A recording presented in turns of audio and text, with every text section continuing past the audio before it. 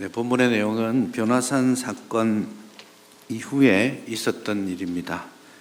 장소적으로는 변화산 산 꼭대기에 올라가서 예수님이 영광스러운 모습으로 변화하고 구약의 대표적인 두 인물을 만나신 그 장면 바로 다음이죠. 너무 멋있고 좋았습니다. 그래서 제자들은 우리 이 산에서 내려가지 말고 초막을 짓고 여기서 삽시다, 그렇게 말을 했지만 예수님께서는 그들을 이끌고 산 아래로 내려오신 그 순간에 말씀드립니다. 3명의 제자들은 올라가서 영광스러운 그 아름다움을 체험하고 신비로운 경험을 했는데, 남아있던 제자들은 산 아래에서 굉장히 곤란한 상황들을 만나고 있었습니다. 예수님이 가고 올라가시고 난 다음에 사람들이 와서 귀신 들린 이 아이를 데리고 와서 좀 쫓아내 주십시오, 이렇게 말을 했던 것으로 보입니다. 예수님 안 계시긴 했지만 사실 제자들도 그 예수님 안 계실 때에도 이런 일들을 했었습니다. 예수님이 두 명 이제 짝 지어서 전도 여행을 하게 하셨을 때 귀신도 쫓아내고 질병도 나가고 했던 경험들이 있었기 때문에 그럼 우리가 해보죠 하고 했는데 안 나가는 겁니다. 그때는 됐는데 오늘은 안 되는 거죠. 아마 굉장히 당황했을 겁니다. 그리고 그 당황함을 보고 서기관들, 주변에 있던 사람들 전부 다 너 가짜지, 너 무슨 권위로 뭐 하는 척 하더니 할 수 없네, 뭐 이런저런 논쟁을 하고 있는 장면이 14절입니다. 그래서 14절 뒤편에 보시면 그들과 더불어 변론하고 있었다. 예수님이 내려오셨을 때 이미 일은 그르쳤고 막 서로 변론하면서 할 수 있느니 못하느니 그런 말들을 하고 있을 때 예수님이 딱 나타나신 겁니다. 무슨 일이냐라고 예수님이 물으니까 제자들이 대답하기 전에 굉장히 마음 급한 한 사람이 17절에 보시면 무리 중 하나가 대답하여 선생님 하고, 아마도 제자들도 빨리 말하고 싶었을 텐데 훨씬 더 마음이 급한 한 사람이 선생님, 귀신 들린 내 아들을 선생님께 데려왔습니다. 지금 아버지의 마음이 훨씬 더 고달프고 급했던 거죠. 아마도 예수님이 고쳐주기를 기대하고 왔었는데 예수님은 안 계시고 제자들은 못 고치고 이런 상황이었던 거죠. 본문의 내용으로 볼 때 그 사람의 마음의 고통, 실질적으로 삶의 고통은 대단히 컸다라고 생각합니다. 당연히 사랑하는 아이가 귀신 들려 있고 계속해서 거품을 흘리고 어디서든지 거꾸러지고 물에든 불에든 뛰어들고 있고 그런 상황들을 계속해서 어릴 적부터 만나왔잖아요. 아마 부모 입장에서는 잠도 제대로 한번 자지 못하고 아이가 또 어느 시점인가 귀신에게 매여서 풀 속으로 달려갈지, 위험한 곳으로 뛰어들어 물에 들어갈지 아무것도 알 수 없는 그런 시간들을, 고통스러운 시간들을 아버지가 보내고 있었던 것이죠. 아마도 그 아버지의 마음에 절망감이 굉장히 컸던 것으로 보입니다. 우리가 이 본문을 보면서 이 층위들을 좀 보실 필요가 있습니다. 예수님이 귀신 들린 한 아이를 고쳐주시는 장면이 가장 기본적인 층위라고 할 수 있겠습니다. 그런데 예수님께서는 그 아이의 아버지인 이 사람도 고쳐주기를 원하십니다. 아버지는 지금 절망 가운데 있습니다. 삶의 희망이 없죠. 그런 가운데 있기 때문에 그 아이의 아버지가 예수님께 나와왔을 때 이제 단계가 필요합니다. 처음 와서는 선생님 데려왔는데 좀 도와주십시오, 이렇게 말을 합니다. 언제부터 이렇게 되었느냐라고 물었을 때 22절에 보니까 굉장히 이제 어려서부터 이런 일들이 있어 왔는데 무엇을 하실 수 있거든 우리를 불쌍히 여겨 도와주십시오, 이렇게 말합니다. 그 말에 좀 슬픔이 들어 있습니다. 예수님, 정말 아무런 소망 없이 여기까지 왔는데 당신이라도 뭔가라도 할 수만 있다면 좀 도와주십시오. 일종의 절망과 예수님에 대한 약간의 의심, 확신 가지지 못하는 그런 모습이 있죠. 거기에 대해서 예수님이 할 수 있거든, 이 무슨 말이냐, 믿는 자에게는 능치 못할 일이 없다라고 말씀하시죠. 그러니까 지금 보면 첫 번째 가장 기본 값으로 병든 귀신 들린 아이가 있고요.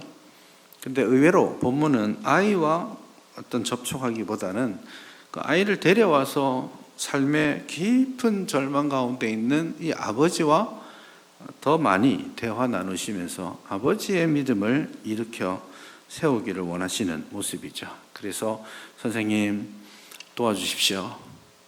혹시 할 수만 있다면 제발 도와주십시오. 그렇게 했을 때 예수님이 책망이자 확신의 말씀을 주셨고, 그랬을 때 24절을 보시면 내가 믿나이다, 나의 믿음 없는 것을 도와주십시오 라고 소리를 지릅니다. 여기 소리 지른단 말은 울부짖는다, 그런 뜻입니다. 크게 눈물을 쏟으면서 그 마음을 쏟아서 아마도 엉엉 울면서 제발 내가 이제는 믿겠습니다, 무언가 할 수 있으면 도와주세요 하던 그가 이제는 다 내려놓고 울부짖으면서 내가 믿습니다, 도와주십시오, 그렇게 하시죠. 네, 그런 상황에 있는 아이의 아버지를 회복시켜 주시는 대목이 두 번째 층위입니다. 그리고 세 번째 층위가 있는데 제자들이죠. 껍데기가 들어있습니다. 처음에 제자들은 좀 아마도 예수님 이름으로 예전에 쫓아냈던 기억도 있고, 그래서 이번엔 제가 해보겠습니다 했는데 귀신이 갑자기 눈을 부르면서 예수님은 아는데 넌 누구냐? 이렇게 한 거죠. 깜짝 놀란 것이죠. 그리고는 이 일들을 다 지난 다음에 마지막에 이제 본문 28절 이하에 가서 보시면 예수님이 제자들이 조용히 나와서 우리는 어찌하여 못했습니까? 귀신을 어찌하여 우리는 쫓아내지 못했습니까? 라고 조용히 질문하죠. 거기에 대해서 예수님께서 제자들을 가르치는 겁니다. 그래서 오늘 이 본문은 단순하게 귀신을 쫓아내는 이야기에서 그치는 것이 아니고 귀신에서 자유함을 받은 아이, 그리고 그 모든 과정 가운데 모든 절망과 소망이 끊어진 삶에 있던 아버지가 예수님을 선생님에서 믿음의 주로 바꿔 믿게 되는 그런 하나의 두 번째 장면, 그리고 제자들을 향한 제자도, 이것이 새 본문 안에 고스란히 드러나고 있습니다. 우선은 이 아이가 정말 귀신 들림으로 인하여서 자기 자신도 파괴하고 집안도 무너뜨리고 있고 주변의 모든 사람들에게 고통을 주고 있는 그 모습을 먼저 볼 필요가 있겠습니다. 이 아이는 오직 귀신에 사로잡힘으로써 모든 것을 상실한 영혼인 것이죠.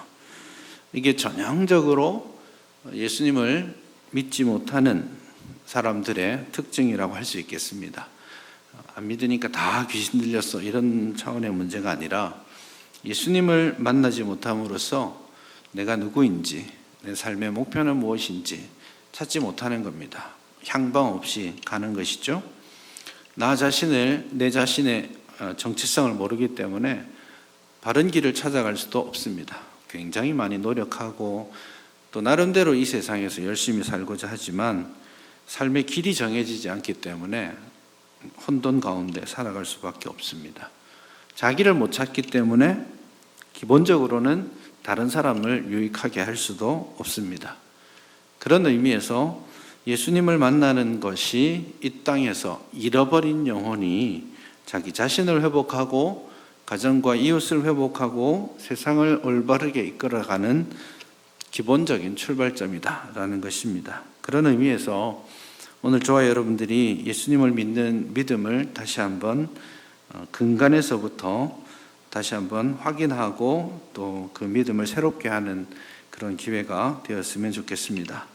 두 번째로 우리가 보았던 이 소망 없는 아버지, 굉장히 고통 가운데 평생 살아왔던 그 아버지가 예수님께서 이 아버지를 차근차근 돌보아 주시고 그의 믿음 없음을 지적하시고 그가 정말 올바르게 예수님을 만나고 고백할 수 있도록 그렇게 기다려 주시고 경고해 주시는 그런 모습입니다. 그런 의미에서 우리 이제 교재 2번에 해당되겠죠. 이 교재도 보시면 1번이 믿음 없음에 대한 말씀이고 2번이 그 아버지와 관련된 내용이고 3번이 제자들과 관련된 이야기라고 할 수 있겠습니다. 거기에서 분명하게 믿음이 이긴다라는 주제를 뚜렷하게 말씀하고 있죠. 무엇을 할 수 있거든 도와주십시오라고 그렇게 말할 때 예수님은 아주 단호하게 할 수 있거든이 무슨 말이냐? 믿는 자에게는 능치 못할 일이 없느니라 라고 말씀하고 있습니다. 정말로 주님을 확실히 신뢰하고 산다면, 있다면 하나님께서 당신의 뜻을 그 사람을 통해 이루어 주실 것이라고 확정적으로 말씀합니다. 그럴 때에 주님, 내가 믿습니다. 나의 믿음 없는 것을 도와주십시오. 아주 즉각적으로 간절한 마음으로 하나님 앞에, 주님 앞에 매달리고 있는 그런 모습인 것이죠. 그런 의미에서 믿음이 이 땅을 살아가는 데 있어서 특별히 우리가 사탄의 여러 공격과 두 나라의 백성 가운데 살아가고 있는 우리가 이 세상의 여러 도전을 이기는 가장 중요한 출발점이 믿음을 새롭게 하는 것임을 오늘 본문이 다시 한번 우리에게 가르쳐 주고 있습니다. 한 가지 더 이제 세 번째로 우리가 확인할 수 있는 것은 마가복음이 이 제자도에 대해서 관심이 많습니다. 그런 의미에서 기적을 행하였던 그가 어떻게 기적을 행하지 못하는 지경에 이르는가. 그 전에도 예수님의 이름으로 기적을 행하였고, 근데 지금은 예수님의 이름으로 기적을 행하고자 했지만 그럴 수 없게 된 것이죠. 뭔가 포인트가 틀어져 있다라는 것을 우리가 보게 됩니다. 그들이 못했던 것도 아닌데 할 수 없게 된 이유가 무엇인가, 거기에 대해서 예수님은 이르시되 기도 외에 다른 것으로는 이런 종류가 나갈 수 없다라고 말씀하고 있습니다. 현실적으로 과거에 좋았던, 은혜 받았고 좋았던 순간들이 있죠. 믿음이라는 게 항상 그렇습니다. 우리 모두가 믿음의 전성기가 있었다라고 생각합니다. 있었죠? 있었죠?